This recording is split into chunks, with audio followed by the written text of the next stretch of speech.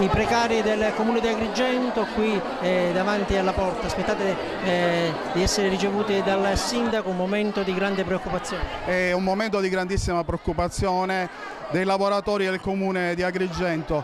Abbiamo solo appreso ieri mattina che gli stipendi di settembre saranno pagati.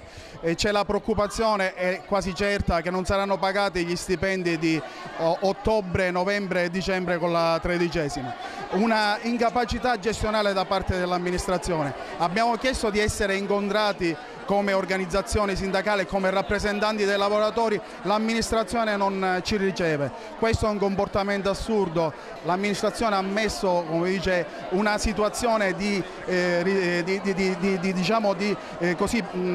una situazione come quella attuale del non pagamento degli stipendi, l'ha messo come seconda scelta da questo punto di vista. Come vi muoverete? Ma innanzitutto già stiamo facendo presente la situazione oggi, in questo momento con l'Assemblea.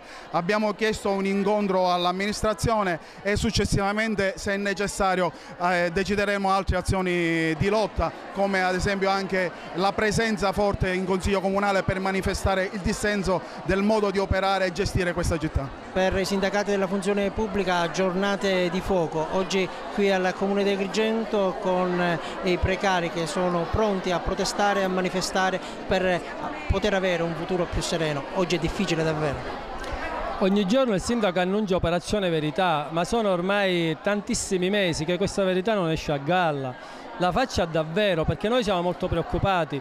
Che questo comune è arrivato al capolinea lo dimostra anche l'organizzazione.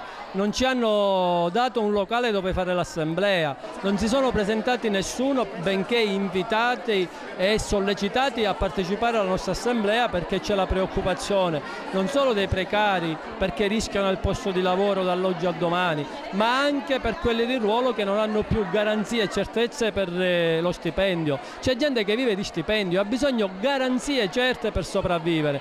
Allora, questa amministrazione ormai ha perso la bussola, dispiace perché già qualche anno fa avevamo indicato tutte le nostre preoccupazioni e anziché mettere la polvere sotto il tappeto, come si suol dire, avrebbe dovuto uscire fuori, trovare rimedi. Oggi sentiamo dire o si aumenta tutto e comunque forse non basterebbe, o si è alla frutta. Che venga a parlare con i lavoratori e dirci come stanno le cose, c'è bisogno almeno di chiarezza.